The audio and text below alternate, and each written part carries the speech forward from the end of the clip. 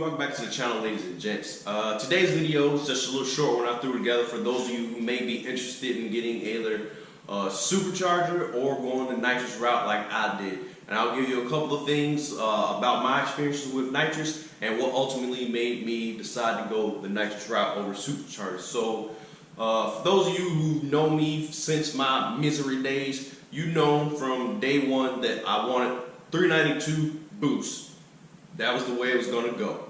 I was going to get like the 2012, 2013, around that time frame, SRT8. It's going to throw a ProCharger on it, call it good. Then Hellcats came out. Scat Packs, SRT392s with this awesome 8-speed. And I was like, I still want the older one. And long story short, you see what I have now. It's definitely not a 2012 SRT8, and it's definitely not ProCharge. So let's get right into the reasons. A couple of things of my experiences. So a couple of cons. I'm going to do some pros and cons right quick. A couple of cons of nitrous setup is limited power. So superchargers, you always on boost. You're always on tap, or power's always on tap. You just hit the gas, boost kicks in, and you're gone.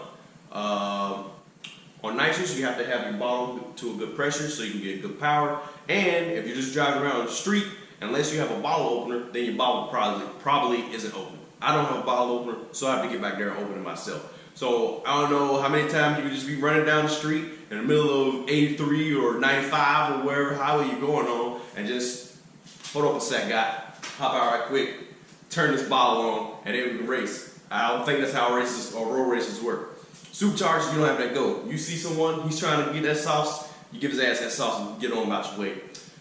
Not so much the case with the bottle, obviously. So that's probably one of the biggest drawbacks, just the limited power and not having power constantly on tap.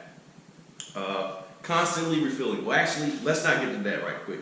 Let's go on the bottle pressure. So along with the limited power of not being able to have it on tap, you also have bottle pressure issues that you have to worry about. So, of course, the more you use something, the more you're going to take out of the bottle and the less pressure you're going to have. The more you're taking out of there and the less pressure you have, the less power you're going to have. That's how it goes.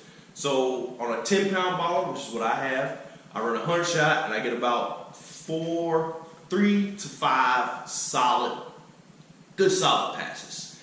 After that, you can see your times, you feel the power, you just feel it start dying down after that.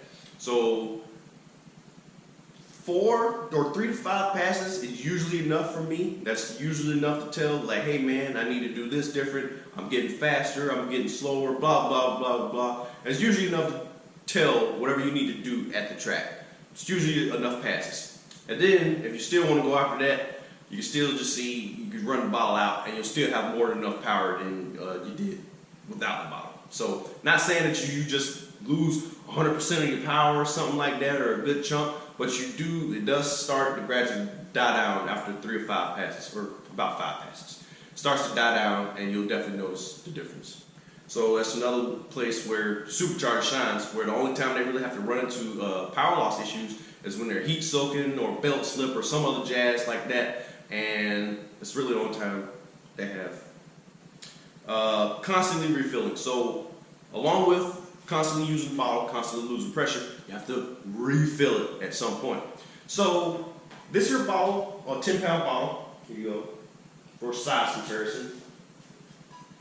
Here's a 10-pound bottle. I wish I had a 15 here so I could show you, man. That thing is freaking huge. It's like another 8 inches taller or something like that. About yay big where my hand is. I don't know if you guys can see it. And the bottle's huge. Anyway, 10-pound bottle's about $55 to fill up. So you guys math it up and figure out how much it is for a 15-pound bottle. And after about like 5 passes, like I said, sometimes I just run the bottle completely out, take it back, get it filled up, and it's $55, something up in there. And sometimes I don't. Sometimes I just go ahead and get it topped off while I'm in the area or whatever. So with constantly refilling, an easy way to alleviate that is just get another bottle. That's it. I don't know where you would put the bottle. Some people just run 2 brackets in the back, so they just swap between the 2 bottles. I don't have 2 brackets, I only have 1. So even if I had 2 bottles, the other one would just be sitting at home or somewhere, because I'm not going to drive around with it in a hot-ass car. That'd be just dumb. Or with it just moving and banging all around, then you get into some freak accident and it's just not as a headache. So even with a second bottle, it still has to stay here, and then that goes right back into the first point I made about limited power. You don't have that problem with superchargers. Now we're going to start talking about some of the pros, I guess, of nitrous. So overall, main point, the main reason I went with the nitrous kit is cheaper. Plain and simple. So my kit online, you guys will look at it, I think it's about $8 something for the Charger Challenger 300 kit on Nitrous Express. I believe it's about $8 something. You guys can go correct me, go check it out yourself. Installation and tuning, all that jazz. Installation, the kit, tuning, after it was all said and done, was about $3 grand-ish, something up in there. And then you throw in the headers and all that stuff, and then it's around $5-ish. So when it comes to boost, the Pro Charger, when I was pricing out the Pro Charger kit, I think Mike Official, something, I don't know, guy on the book face, man. He sells Pro Chargers. He had me price out a Pro Charger kit, sent him everything I want. This is how I want it. D1, this big red intercooler or race intercooler, big red blow off valve. I want it just like that. It was about $5,600. I'm like, all right, so $5,600 just for the kit. That's no tuning, that's no extra PCM, so you have to get another PCM or get that PCM, the stock PCM, cracked if you want to do any tuning. That's without tuning, without installation, and yeah, that's it. No tuning, no installation. That's $5,600. So that's already above the price of nitrous kit, installation, and all that jazz. Everything that I got done, the Pro Charger kit alone was more than nitrous kit. And right around the same amount of power. So if I were to get the Pro Charger, I'll be running around 6 pounds of boost. That's good for 600 at the crank-ish, some up in there. And I'll be putting around 550 to 570, 580 to the wheels, something like that. So right around the same amount of power for a fraction of the cost. So that was a no-brainer for me, man. And all the constant horror stories of 392s just being blown sky high and all that jazz from boost just made me definitely didn't want to go that route. So, along with the way cheaper cost and the constant horror stories of the 392s on boost being blown up, that's ultimately what pushed me to the nitrous route. Maintenance was another thing that I will another pro, I should say. Maintenance on the nitrous kit. So there's not really much maintenance to be had. You know, you fill up a bottle every now and then, or whenever you run out. That's really the biggest maintaining issue. Make sure your wires are good, make sure everything works and everything's hooked up good. And probably the biggest thing that you should keep a lookout for are your plugs.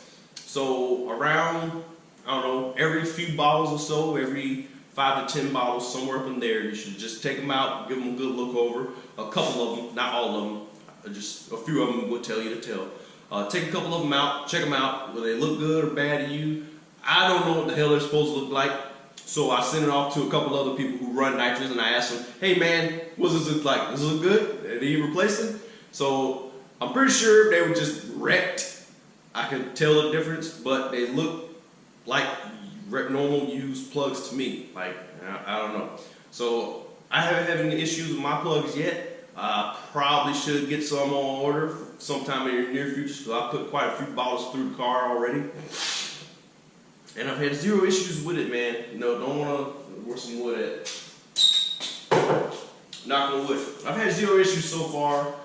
We had that one scare at the track where I think it was a transmission issue, where I shifted into third while doing a burnout and the car just shut off, freaked out. Alright, two views. So that's all I got for you guys, man. Those are some of the pros and cons of owning a nitrous kit, nitrous system over a supercharger or a turbo, whatever. There's some of my little experiences I've had, and like I mentioned before, I'm no expert on this. You guys want experts, go check out the forums and go check out the Facebook pages, go check out all that stuff. There's plenty of guys in there who can answer any and all your questions, so don't shoot them my way. Like, I only tell you what I've had experiences with.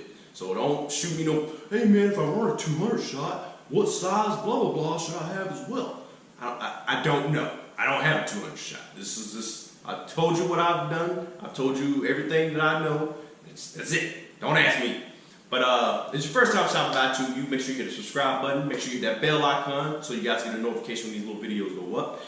If you haven't already, swing over to the Instagram channel at Low292Slow, all one word. I'll put it down in the description. I'll also put the link to this kit that I run in the description as well. I'll try to find the other parts and stuff. I did this on a parts video, but you guys don't like going back to watch old videos for some reason. I don't know why. But anyway, I'll find those parts and I'll find those links again and just throw them down in the description. You guys can go buy and order stuff if you are interested in going the nitrous kit or the nitrous route as well. So I'm out.